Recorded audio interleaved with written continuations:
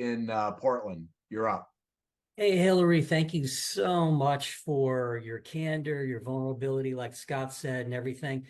I'm going to ask a question of you that I had asked of a recent speaker that we had on, and that is, what would you say is the key to being able to sustain sobriety? And I ask because my ex-wife, the mother of my kids, just got out of rehab for probably the seventh time in 10 years. I've lost track, honestly. And I want her so badly to be able to stay sober more than 3 or 4 months. And I would love your insight on this because this is kind of where the rubber meets the road, I think, on sobriety.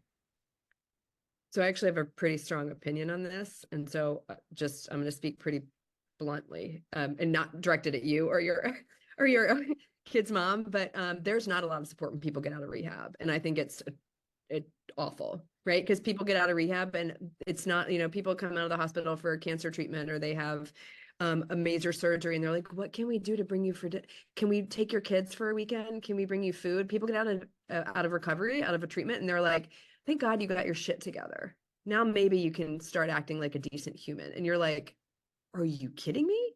I mean, so I'm not saying that you're doing this. This isn't, but I think there's not a lot of support. You know what I mean? Like there's not a lot of support for people that get out of treatment.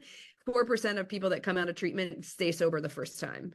So it's not surprising. I mean, because I think there's not a lot of support, not just in and I'm so sorry, that was not directed at you. That I realized that sounded harsh. I don't know what, when I said that I'm just saying in general, a lot of people, when they come out of treatment, a lot of people are like, thank goodness, Not me. I mean, yes, I've seen that movie before.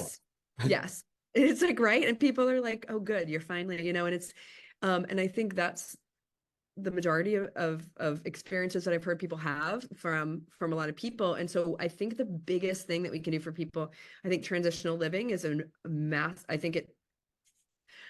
I'm not going to totally get on my soapbox, but I think there should be some insurance coverage for transitional living from people coming out of treatment. I'm so happy that she could go away to treatment for 30 days and get that. I think transitional living, like a halfway house, living with other women who are sober, with someone that lives in the house is what is really important. If that's not possible, I think daily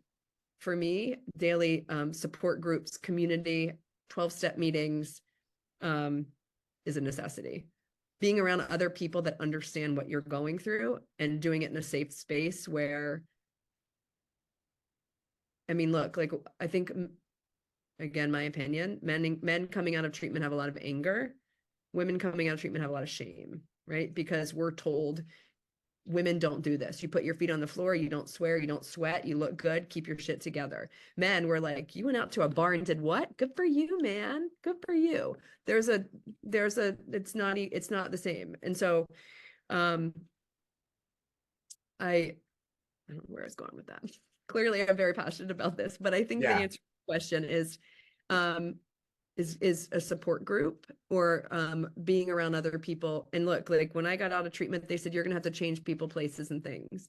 And that was really hard. I had to change my friends. I had to change what I did. I had to change. And I used to walk the hall. I used to walk Target. So I lived in Washington, D.C., and I would go to meetings after work. I went to outpatient treatment for 8 weeks, and then I go to meetings on Friday nights, and I had no idea what to do. I'm like, what do I do on a Friday night? I live by myself in DuPont Circle. So I would drive out to Alexandria, Virginia, to a Target that was open till midnight, and I would walk up and down the aisles until I got tired by myself because I didn't want to drink. And I told someone that story once, and they were like, what? I'm like, I would do anything not to go back to drinking. And this is before a Target sold alcohol. So I literally would walk. I spent so much money that I didn't. I mean, the joke is you spend money at Target anyway. Like someone that's sober, that's not spending money on wine anymore. I was like, this looks great. I had so much Target stuff, but I think community is the most important thing.